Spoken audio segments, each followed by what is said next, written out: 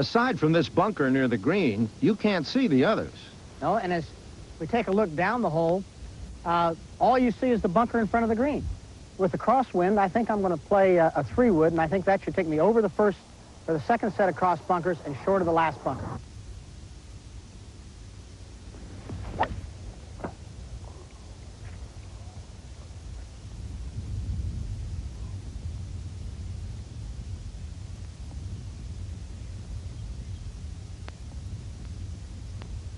Well, it's amazing, isn't it, that you picked this as your first short par 4. Your second short par 4 is completely different. This is a beautiful links hole. The 7th at Augusta is a beautiful inland hole. Well, that's right. The 7th at Augusta is tree-lined, beautifully manicured, the ultimate in maintained grass. But they're both straightaway holes, Jack.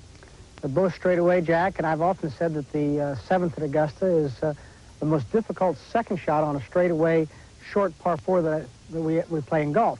Why is that? Well, you've got a very skinny green, as the green here at the 12th at St. Andrews is a very skinny green. And as I said, it was protected by sand. It's got a very steep bunkers in front, bunker behind. The green is very difficult to hold. And when we play the tournament at the Masters, it's hard to really spin the ball enough to keep it on that green, and you've got to be very careful with the conditions.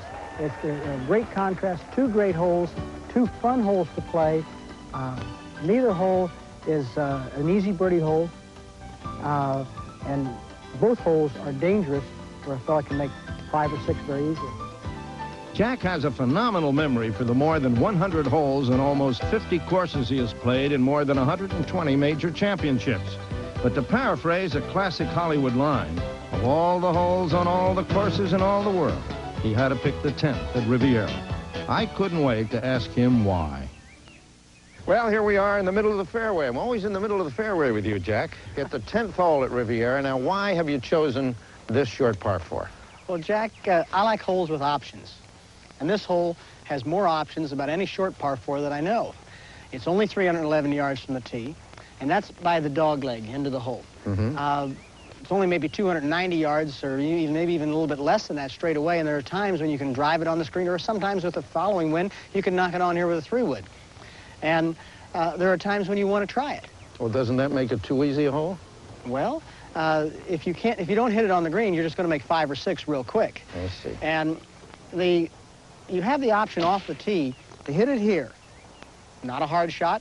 1 iron for most of the pros to put it in this position from the back tee. You have to clear a bunker. If you don't clear the bunker, then you've got a very, very difficult second shot, and you have probably very little chance of making 4. So you really have to put the ball in the fairway. And I suppose if I hit the ball right here 4 times in a golf tournament, I would be left with about 75 yards. I would probably make maybe 2 3s and 2 4s if I hit reasonable wedge shots and, of course, made reasonable putts. You'd have a chance of making 4 birdies, probably. That's when you drive here. Now, you did say if you miss your drive, you might buy a little trouble here. Right. If you're really going to try to hit the ball to the green in 1, rather than playing it safe, the worst place to hit it is short and right. And, well, let's go over here. I'll just show you what kind of shot you're left with. Sure. Well, Jack, I see what you mean. Over here, this very short and placid hole becomes a monster, doesn't it? Right, Jack. I mean, I don't even have a bad lie here in the rough. And I've got this bunker headed into the narrow part of the green onto a downslope that continually makes the ball continue to go right off the green on the other side. If I were playing a tournament, I think I'd have to play the ball to the right of the pin and try to use the other slope of the green to stop the golf ball. I mean, I try to play this shot here. Even if I play it perfectly, I'm not sure I can stop it.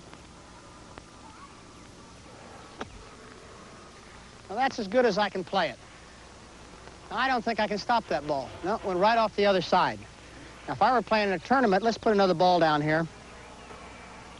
If I were playing in a tournament, even if I put it in even if I have a decent lie, I might be able to throw it out here to the right.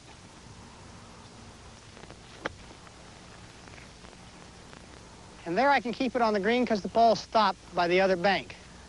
But you don't have a good chance for birdie. No, now you've got a very difficult putt. The 11th hole at historic Marion is my final short par 4. And Jack, being from Philadelphia, I thought you might like to take the honor. Jack, we all know the great part that Marion has played in the history of American golf. They have hosted 14 major championships. But the richness of its tradition lies in the fact that it was here that Robert Tyre Jones, Jr., Bobby Jones began and ended the most glittering career the sport has ever known. And this 11th hole at Merion, a par 4 of 370 yards, symbolizes the beginning, the middle, and the end of that great career.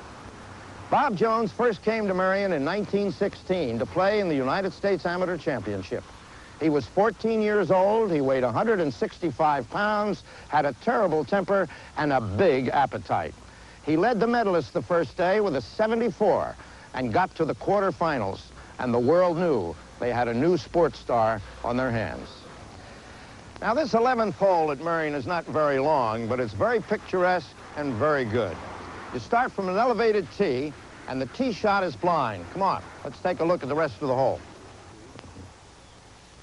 A good drive will get you to the bottom of the hill, and for a good player, he'll have, anything from an 8-iron to a wedge home.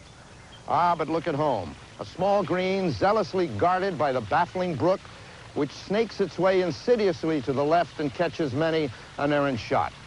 In 1930, Bobby Jones won the British Amateur Championship and the British Open Championship. He returned home to New York to a tumultuous ticker tape parade down Broadway.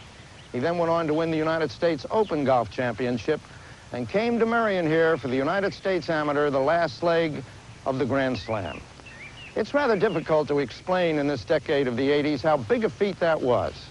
But 18,000 people turned out here at Merion to watch Bobby Jones do it. They had paid $55,000 that week to see him play golf, and we were in the depths of the Depression at the time. Bobby Jones was a nervous man. Bernard Darwin had written about him that the most formidable opponent is a nervous man who controls his nerves. And Bobby could control them, but the pressure was beginning to tell. But he summoned himself for one more fight. He defeated Jess Sweetser to get into the finals. He went up against Gene Homans. When they got here to the 11th hole in the afternoon round, Bobby Jones was dormy. He needed only to have the hole to win the Grand Slam. He put his approach putt 10 inches from the hole. Homans missed his birdie attempt, conceded the putt, and the Grand Slam was history. Pandemonium broke loose here, and the man from the New York Times wrote that Jones's walk back to the clubhouse was the most triumphant journey in all of sports. The 11th hole at Merion, truly one of the great par 4s in major championship golf. Each September 27th, the members of Merion, dressed in black tie, stroll out to the 11th hole to honor Bobby Jones. Gentlemen, we stand here on this 11th fairway to toast one of the greatest achievements in sporting history. I'd like you to join me in remembering Robert T. Jones and his Grand Slam victory at Merion. Hey!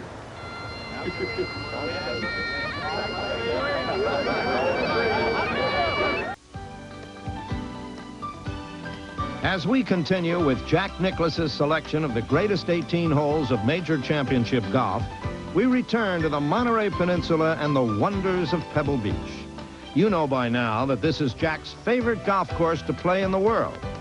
Ah, but would you like to know what Jack's favorite shot in all of golf is? Every time I come to Pebble Beach, I can hardly wait to get to this spot. The second shot at the 431 yards, 8th hole. I think it's the most dramatic and exciting shot in all of golf. It's my favorite shot in all of golf. Look at it. It sits on a bluff overlooking Carmel Bay, surrounded by bunkers. It's tucked into a hillside. The pin is tucked on the right side of the green in its most difficult position, a Sunday pin placement for a U.S. Open. I just love to play this shot. Let me show you.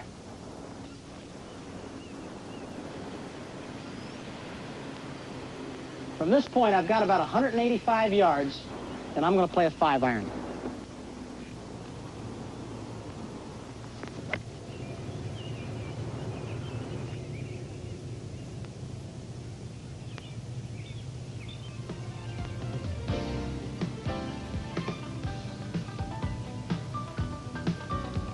From the sublime to the sublime, from Pebble Beach to Augusta National. Not a bad way to pass the time. The 10th hole at Augusta National, the longest par 4 in major championship golf, 485 yards. It also has the biggest drop in major championship golf, 99 feet. That's the reason they get away with 485 yards. The secret to this hole is the drive, to get as much roll as possible. Jack hit two, one to the right where you don't get the aid of the hill, a second to the left which rolls to the bottom. Now for the second shot. Well, here you can see the difference. Here I am down the right side of the fairway. I haven't been aided by roll. I'm 205 yards to the front of the green, about 225 yards to where the pin is. And here, my caddy is down the left side of the fairway where I hit my other tee shot, approximately 50 yards in front of me, leaving me with probably a 6-iron downwind. Big difference? You bet. I'll hit the 2-iron first.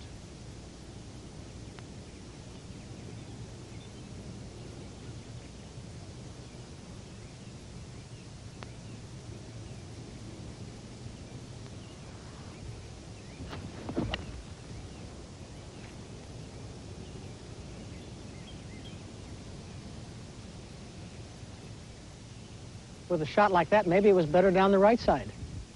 Let's go down and hit the one down the left side. As you notice, by the shape of the green going down the hill, it slopes from right to left. And if you miss the green on the right in the bunker, you've got a downhill bunker shot. The ball seems to want to get away from you for any shot. But if you hook the ball into this green, the ball seems to want to get off the left side also. So the tee shot placed in the left side of the fairway gives you the angle to play into the bank of the green and gives you a better chance to stop the ball close to the hole.